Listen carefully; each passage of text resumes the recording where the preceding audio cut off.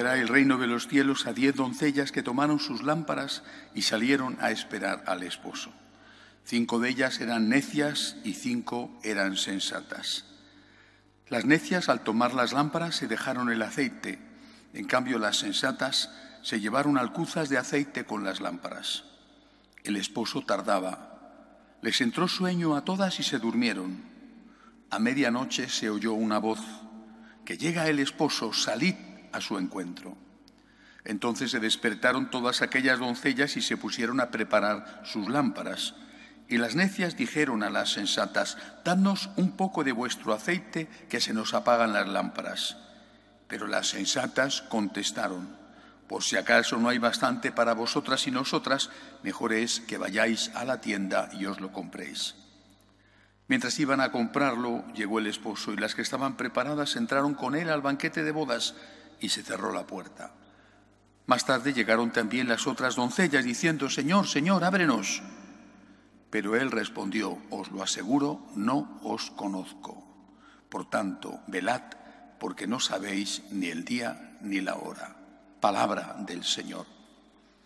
Hoy la Iglesia celebra la fiesta de una mujer mártir, una gran mujer que mereció ser considerada y declarada copatrona de Europa. Me refiero a Santa Edith Stein, judía de nacimiento, carmelita descalza después de su conversión, y que mereció la gloria del martirio en Auschwitz junto a tantos millones de judíos y también de católicos, entre ellos el padre Kolbe, San Maximiliano Kolbe.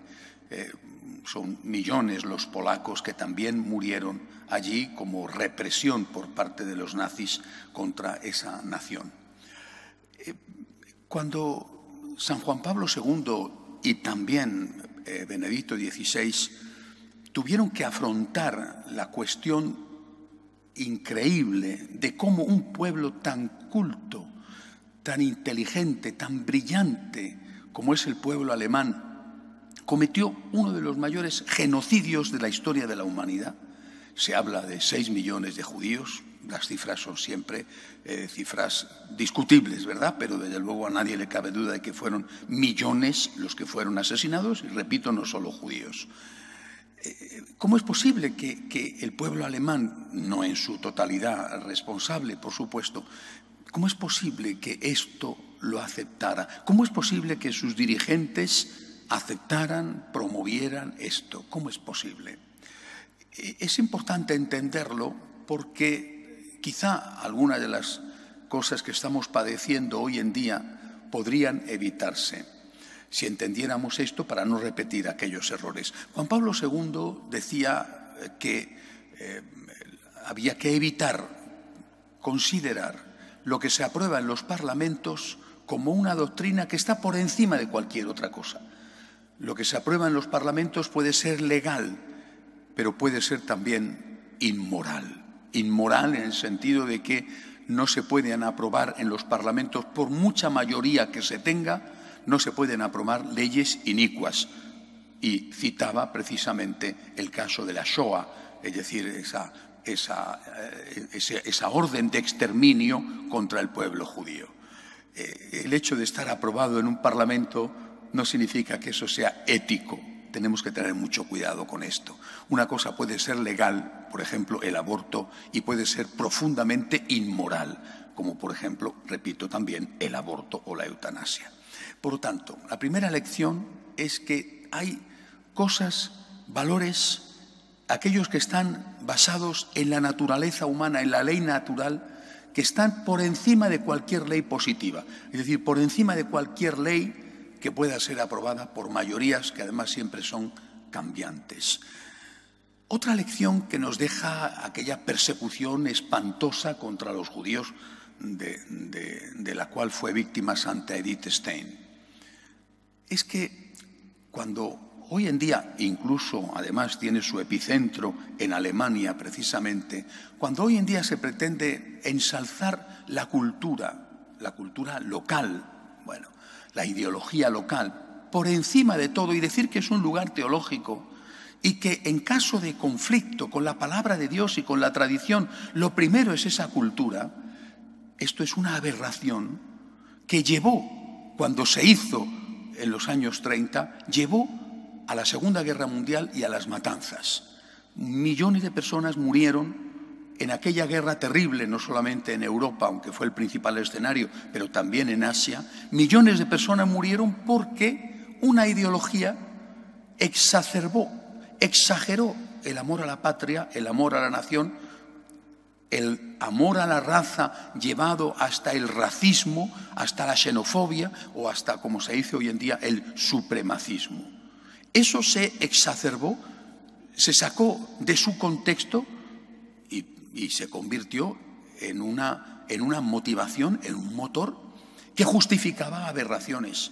Por eso, la cultura, cualquier cultura, en aquel momento era aquella, y cometeríamos un gravísimo error y además estaríamos ignorando las lecciones de la historia si no nos diéramos cuenta de que hoy tenemos el mismo problema, aunque tenga manifestaciones diferentes. Porque hoy también hay una cultura, por ejemplo, que valora por encima de todo la libertad. La libertad es lo más sagrado que existe. Y entonces, en nombre de la libertad, se dice que la mujer es dueña de su cuerpo y que puede matar al bebé que está dentro de ella porque, como algunas dicen, no es más que un quiste que le ha salido ahí, ignorando todo lo que dice la ciencia. Mi cuerpo es mío y hago con él lo que quiero y mato a este niño con el aborto. Es decir, en cada momento de la historia hay, y a veces en un país hay una cultura y en otro hay otra, pero en cada momento de la historia hay culturas que se presentan como absolutos y que exigen a la persona la pleitesía. Y todo aquel que no se pliega, que no se arrodilla, que no adora a esa cultura, es marginado. No es políticamente correcto, aunque esta frase de ser políticamente correcto es de nuestro lenguaje reciente, el fondo ha estado siempre ahí. No se era políticamente correcto cuando los primeros cristianos se negaban a adorar al emperador. Y hoy decimos, qué barbaridad, tener que adorar a un emperador. En aquella época era lo que se exigía. Y aquellos murieron porque se negaron a eso. La cultura siempre, y sobre todo, repito, cuando se saca de su contexto y se exageran aquellas cosas que pudieran ser positivas, como el amor a la patria, la cultura siempre tiene que estar bajo la palabra de Dios, bajo la ley moral natural, bajo ambas cosas. La ley moral natural y, para los católicos, la palabra de Dios y la tradición. Primero la palabra de Dios y después la cultura. Y si hay un choque entre lo que te enseña la cultura del momento, que también tendrá cosas buenas, pero si hay un choque entre lo que te enseña la cultura del momento y lo que te enseña la palabra de Dios, primero la palabra de Dios y luego esa cultura. El católico es siempre alguien que no se arrodilla delante de los seres humanos, porque solo se arrodilla delante de Dios. Delante de Dios nos ponemos de rodillas y delante de los demás saludamos con cortesía, pero mantenemos nuestra dignidad. Nos toca ser políticamente incorrectos, aunque en un momento de la historia eso signifique una cosa y en otro momento otra. Primero Dios y después todo lo demás. Así lo vivió Santa Edith Stein, hoy es mártir, patrona de Europa. A ella encomendamos nuestro continente. Que así sea.